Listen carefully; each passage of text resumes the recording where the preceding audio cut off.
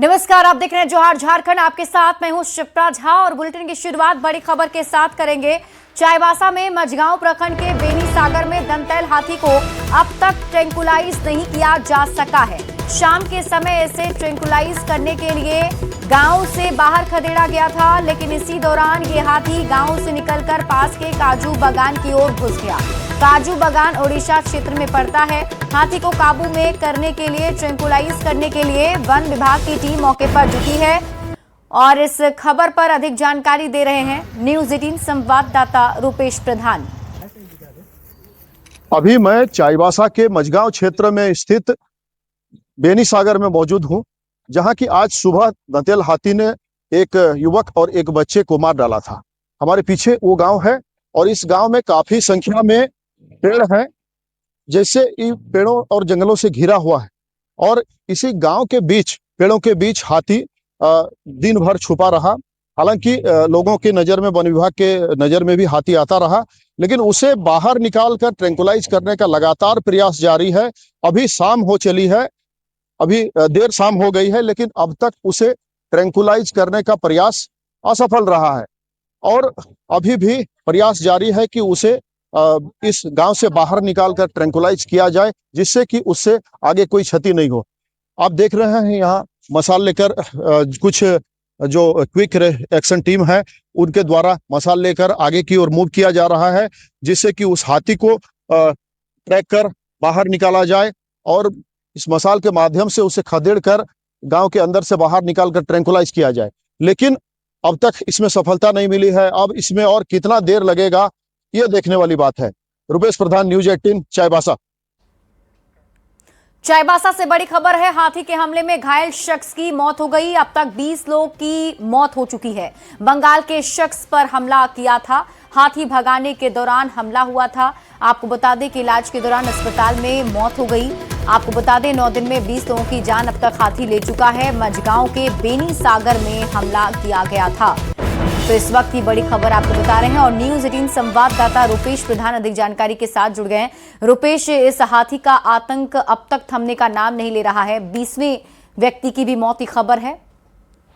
जी बिल्कुल। आज दोपहर में इस हाथी को खदेड़ने के दौरान हाथी द्वारा जब अंदर से निकलकर बाहर लोगों को दौड़ाया गया, इस दौरान बंगाल की टीम जो कि इस हाथी को खदेड़ने में लगी हुई थी वो सबसे आगे थी और इसी भागदौड़ के क्रम में हाथी ने पीछे से हमला कर दिया एक सदस्य को और उसे गंभीर अवस्था में यहाँ पास के ररुआ अस्पताल में प्राथमिक इलाज के बाद करंजिया अस्पताल में ओडिशा क्षेत्र के भेजा गया था। अभी देर शाम उसकी मौत हो गई है और इसकी आरसीसीएफ सिमुम क्षेत्र की जो आरसीसीएफ है स्मिता पंकज, उन्होंने इसकी पुष्टि की है।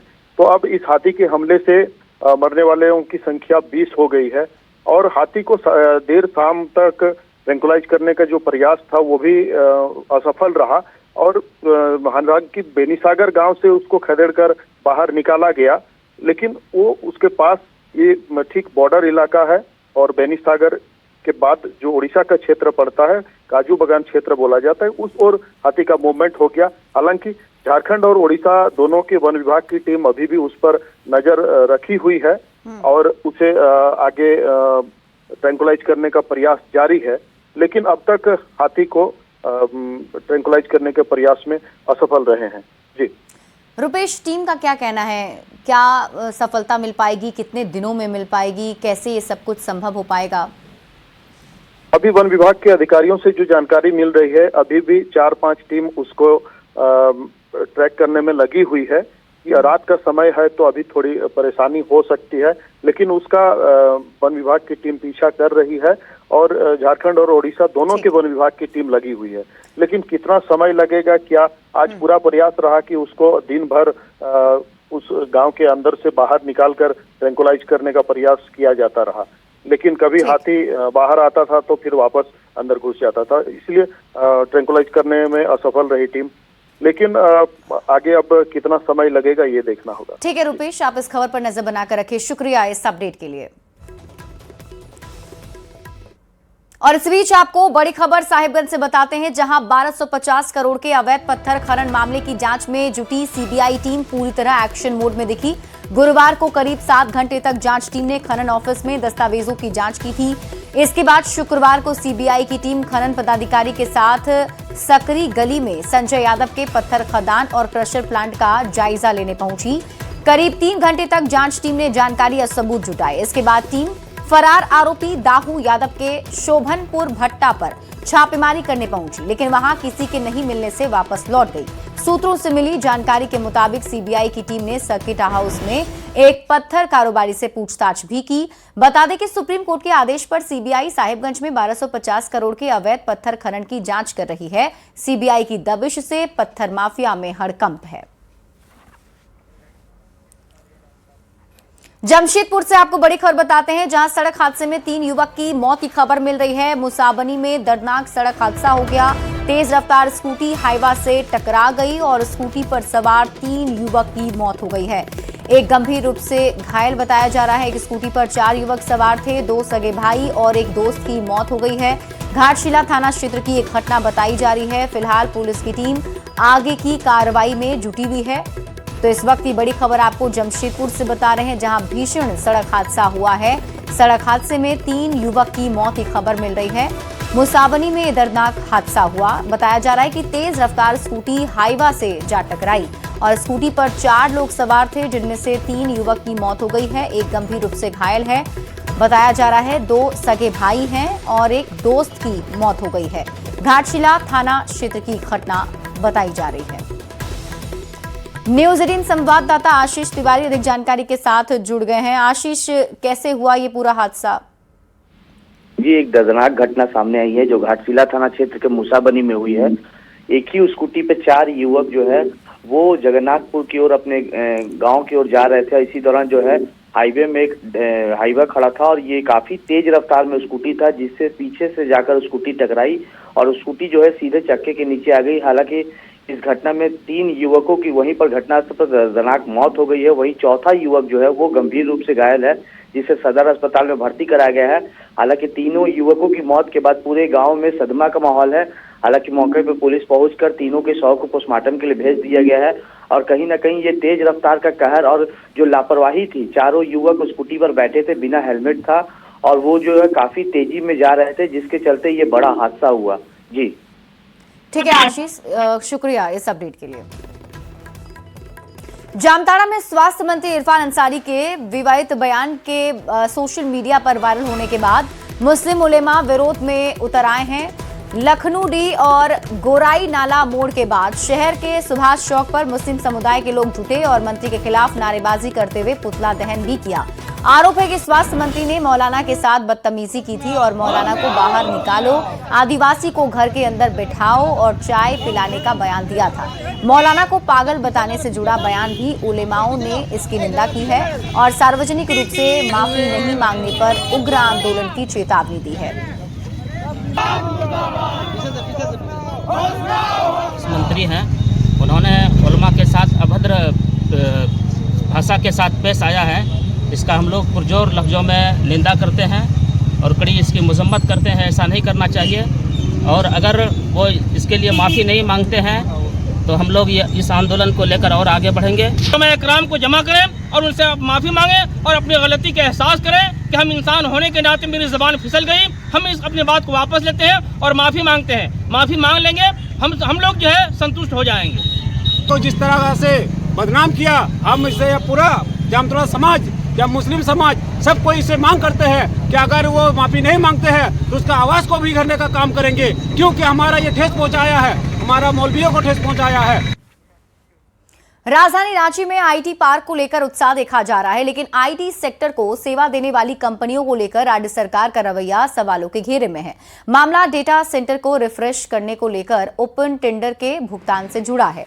कंपनी का दावा है कि 60 करोड़ का भुगतान तो कर दिया गया, लेकिन पिछले 8 महीने से राज्य सरकार के पास कंपनी का 30 करोड़ बकाया है। वहीं इस मामले में जैप आईटी ने सफाई देते हुए कहा, भुगतान की प्रक्रिया चल रही है। 150 करोड़ का प्रोजेक्ट था टैक्स के साथ लेके, जिसमें 2 पोर्शन था मेजरली। एक कैपेक्स पोर्शन था जिसमें हमको ये बिल्ड करना था डेटा सेंटर को, और दूसरा था ये ऑपरेशन फेज़ का पेमेंट था। तो कैपेक्स फेज़ में जो बिल्ड फेज़ था वो करीब 90 CR का पेमेंट था, और ऑपरेशन फेज़ का जो पेमेंट था जो 60 CR वो हमको 5 सालों में क्वार्टरली अमाउंट के थ्रू मिलना था। तो जो बिल्ड फेज़ था करीब 90 CR का, उसमें से हमें ऑलमोस्ट 60 CR के आसपास पेमेंट हुआ है। 30 CR से ज़्यादा का पेमेंट अभी हमारा करीब पिछले 7-8 महीनों से पेंडिंग है। ये IT पार्क के लिए हम लोग पास में लगभग 100 एकड़ ज़मीन है। उसका अभी हम लोग DPR बनवाने वाले हैं। उसके लिए अभी विज्ञापन निकाला गया है। और जहाँ तक ऑरेंज कंपनी की बात है तो उसका तो हम लोगों ने कल भी कुछ भुगतान किया है, और यह समय समय पर इसकी भुगतान होते रहती है। और जो भी उनका बकाया है, पूर्व में तो काफ़ी भुगतान कर लिया गया है, तो प्रोसेस में उसका भी भुगतान होगा।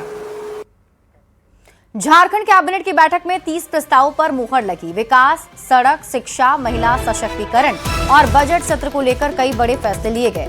कैबिनेट ने झारखंड विधानसभा के बजट सत्र के तारीखों का ऐलान भी कर दिया। राज्य का बजट सत्र 18 फरवरी से 19 मार्च तक चलेगा। इंफ्रास्ट्रक्चर के मोर्चे पर सरकार ने कई बड़े फैसले लिए हैं। कैबिनेट ने झारखंड विधि आयोग के कार्यकाल के विस्तार को भी हरी झंडी दी है। महिला सशक्तिकरण को बढ़ावा देते हुए कैबिनेट ने नारी अदालत योजना को मंजूरी दी है। पहले चरण में ये योजना राज्य की 10 पंचायतों में शुरू की जाएगी। केंद्र प्रायोजित मिशन शक्ति के तहत संचालित नारी अदालत योजना के कार्यान्वयन हेतु योजना की स्वीकृति। इसमें जो मिशन शक्ति योजना कार्यान्वित है, समेकित योजना है, उसी के तहत एक कंपोनेंट संबल है जिसके तहत विभिन्न योजनाएं आज के दिन कार्यान्वित है, जो वन स्टॉप सेंटर, ये भी आपका इसी के अंतर्गत है। और नारी अदालत के तहत ग्राम पंचायत स्तर पर महिलाओं द्वारा जो छोटे प्रकृति के उत्पीड़न, तोड़फोड़ या अधिकारों के हनन से संबंधित जो मामले होते हैं, उनके त्वरित निवारण हेतु महिलाओं के समूह द्वारा जिनका चयन किया जाएगा, उनके द्वारा इसकी सुनवाई की जाएगी। झारखंड में बजट 2026-27 को लेकर तैयारियां भी शुरू कर दी गई हैं। सीएम हेमंत सोरेन ने अबुआ दिशोम बजट पोर्टल और मोबाइल ऐप लॉन्च किया है। सीएम ने आगामी बजट को लेकर लोगों से सुझाव भी मांगे हैं। पोर्टल और ऐप पर लोग अपने सुझाव दे सकते हैं।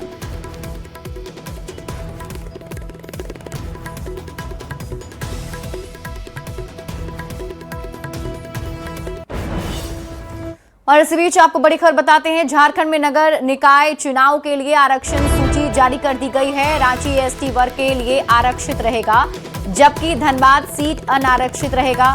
पलामू अनारक्षित सीट रहेगा। महिला के लिए रिजर्व रखा गया है, जबकि हजारीबाग ओबीसी 1 के लिए और गिरिडीह एससी वर्ग के लिए आरक्षित किया गया है।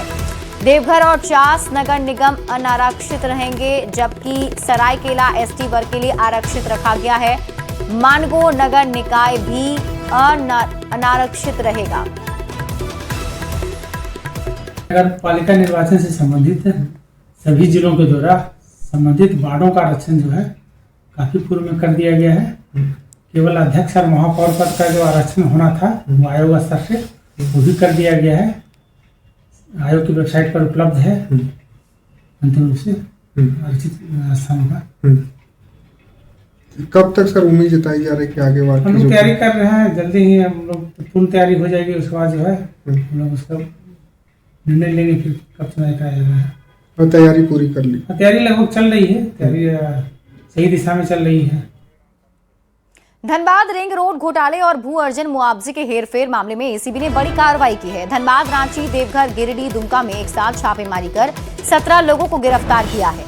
एसीबी की 10 टीमों ने कार्रवाई की, जो गुरुवार रात से शुक्रवार की सुबह तक चली। गिरफ्तार किए गए आरोपियों में भू राजस्व विभाग से जुड़े कर्मचारी और मुआवजा वितरण में शामिल बिचौलिए शामिल हैं। मामला 2016 में समाज सेवी रमेश राही की शिकायत पर 34 लोगों के खिलाफ मामला दर्ज किया गया था।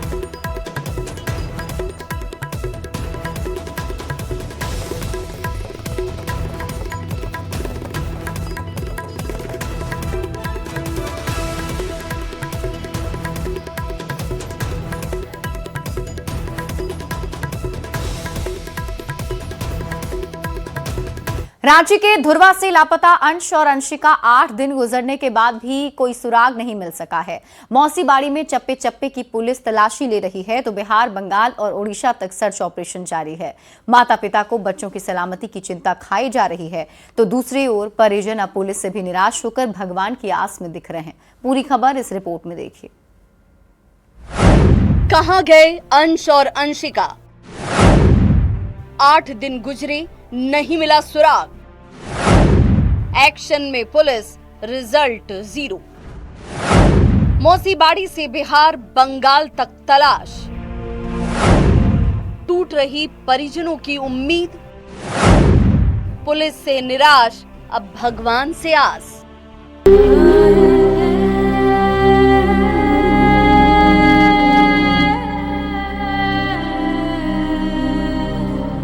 रांची के धुर्वा का मौसी बाड़ी खटाल। 8 दिन पहले यहाँ अंश और अंशिका के चहलकदमी से उत्साह था, लेकिन आज वीरानी छाई है। 5 साल के अंश और 4 साल की अंशिका के लापता हुए 8 दिन गुजर गए। दोनों बच्चों की मां और पिता की आंखें उनकी घर वापसी का रास्ता देखते देखते पथराई जा रही हैं। साथ ही उनकी सलामती की चिंता भी उन्हें खाए जा रही है। कपड़े पहन दोपहर के गया था वो दोनों बाहर। जीन्स पहना था, एक जीन्स पीला टी शर्ट पहना था। अंशिका हाफ वाला जीन्स ब्लू टी शर्ट पहने गई थी। मतलब बच्चे गर्म कपड़े नहीं पहने थे? नहीं। दोनों मासूम के लापता होने की खबर मिलने पर सारे रिश्तेदार धुर्वा में घर पहुंच चुके हैं। घर में हर कोई है, लेकिन फिर भी घर सूना सूना लग रहा है क्योंकि अंश और अंशिका नहीं है। लापता बच्चों के दादा पास में मौजूद मौसी बाड़ी मंदिर की ओर हाथ जोड़कर बच्चों के सकुशल होने की गुहार लगाते दिख रहे हैं। भगवान जगन्नाथ से कामना है बच्चे सुरक्षित हो। अब केनाहू 8 दिन हो गए, केनाहू लड़का अब वही हमनी के केनाहू पत्ते नहीं खे वही चलत कि कहाँ लड़का बा। हाँ, 2 तारीख मिल गए जानकारी। हमारे लोग के बच्चा भी जाए के चाहे। सब लोग आप लोग यहाँ पहुँच गए हैं? हाँ, बच्चा नहीं मिला तो सब लोग रोते धोते। यहाँ पर आदमी अला का बच्चा कौन हालत से मिल जाएगा। रांची से लापता भाई बहन अंश और अंशिका को लेकर सियासी जगत में भी चिंता का माहौल दिखाई दे रहा है। बीजेपी ने पुलिस से जल्द कार्रवाई कर परिवार की खुशियां लौटाने की अपील की है तो सत्ताधारी कांग्रेस ने हर संभव कार्रवाई का भरोसा दिलाया है। पुलिस प्रशासन का काम है, लेकिन पुलिस प्रशासन मुझे लगता है कि उदासीन है। अन्यथा पुलिस चाह जाए तो कोई भी चीज, कोई ऐसा सुई तो है नहीं जो गुम हो जाएगा। गति से काम करने की आवश्यकता है और बच्चे सकुशल घर वापसी आए, यही हम प्रयास करेंगे। और जो मुहिम है वो मुहिम के साथ हम सभी हैं। मासूम बच्चों को जल्द से जल्द उनकी वापसी घर हो और पता नहीं किस हालत में है, कहाँ है। मौसी बाड़ी का मंदिर वो गुंबद भी नजर आता है, तो वहाँ पर शिखर पर जो झंडा लहरा रहा है, परिवार के लोग उस झंडे से यानी सीधे कर सकते हैं जगन्नाथ स्वामी से प्रार्थना कर रहे हैं कि जल्द से जल्द उनका अंश और अंशिका लौटा दें। संजय कुमार सिन्हा, न्यूज़ 18 रांची। बढ़ते हैं आगे और खबर आपको जमशेदपुर की दिखाते हैं। जमशेदपुर में शुक्रवार से 3 दिवसीय डॉग शो का आयोजन किया गया है और इस डॉग शो में 300 से अधिक डॉग ने भाग लिया है। झारखंड ही नहीं बल्कि देश विदेश से भी कई नस्ल के डॉग इसमें शामिल हुए हैं। डॉग शो में शामिल होने आए डॉग ओनर ने कहा, हर रोज 1 से 2 घंटे तक इन डॉग्स की ट्रेनिंग कराई जाती है जिससे ये ट्रेंड होते हैं। और अधिक जानकारी दे रहे हैं न्यूज़ 18 संवाददाता गौरव झा।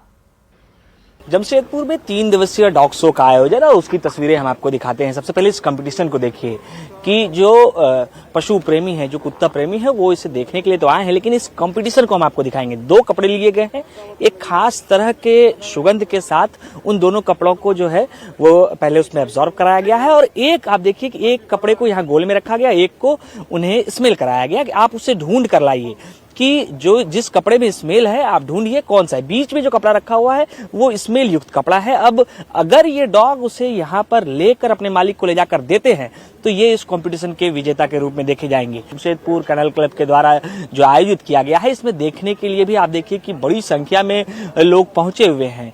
300 से अधिक जो डॉग हैं वो इसमें शामिल हो रहे हैं और सिर्फ भारत ही नहीं बल्कि विदेशों से भी डॉग्स को लाया गया है और इस कंपटीशन में वो अपनी भागीदारी निभा रहे हैं। करीबन 43 ब्रीड है, जो 43 ब्रीड के कुत्ते हैं उसे यहाँ पर लाया गया है। तो अब हमें लगता है कि जो ऑब्जर्वर है वो कहेंगे कि अब टाइम बहुत हो रहा है, क्योंकि समय निर्धारित था और तय समय पर अगर आपके कुत्ते उसे चुन नहीं पाएंगे तो वो कंपटीशन में जो है वो हार जाएंगे। और इसी वजह से आप देखिए कि वो कोई रुमाल लेकर नहीं आए, इसी वजह से इस कंपटीशन में फिलहाल उनकी जीत नहीं हुई। एक बार फिर से इसी प्रक्रिया को दोहराया जाएगा। रुमाल जो उसी सुगंध का है उसे उसके ट्रेनर को दिया जा रहा है, उसे कहा जा रहा है कि आप उस पर सेंट उसका सुंघाइए उसे और फिर उसके कहिए कि इसी सुगंध का और कौन सा रुमाल मैदान में है उसे आप ढूंढ कर लाइए। और उसी का प्रोसेस आप देख सकते हैं, जैसे ही उस डॉग ने उसके सुगंध को लिया है और उसके बाद वो डॉग जो है वो खोजने के लिए आया है कि यहाँ कौन से उस सेंट का और अन्य रुमाल है। ये प्रयास कर रहे हैं वो कि लिया जाए, लेकिन गलत रुमाल लेकर वो एक बार वापस लौटे हैं। तो निश्चित ही जो उनके ट्रेनर हैं, जो उनके गार्ड हैं, जो उनके मालिक हैं, वो निराश होंगे कि अब तक आपने बेहतर प्रदर्शन किया था लेकिन इस बार आपके कुत्ते ने इस कंपटीशन में इस बार उन्हें बेहतर अंक नहीं मिलेगा। और ये 3 दिवसीय आयोजन हमने आपको इस वजह से कहा कि 3 दिवसीय इस आयोजन के आज पहले दिन जब इसका शुभारंभ हुआ है तो निश्चित रूप से जो डॉग प्रेमी हैं, कुत्ता प्रेमी हैं, वो सिर्फ राजधानी रांची ही नहीं बल्कि आसपास के क्षेत्र और विदेशों से भी यहाँ जमशेदपुर पहुंच रहे हैं और जमशेदपुर में इस खेल का आनंद उठा रहे हैं। कैमरा पर्सन संजीव तिवारी के साथ गौरव झा, न्यूज़ 18 जमशेदपुर। और यहाँ रुकने एक छोटे से ब्रेक के लिए जल्द लौटते हैं वापस।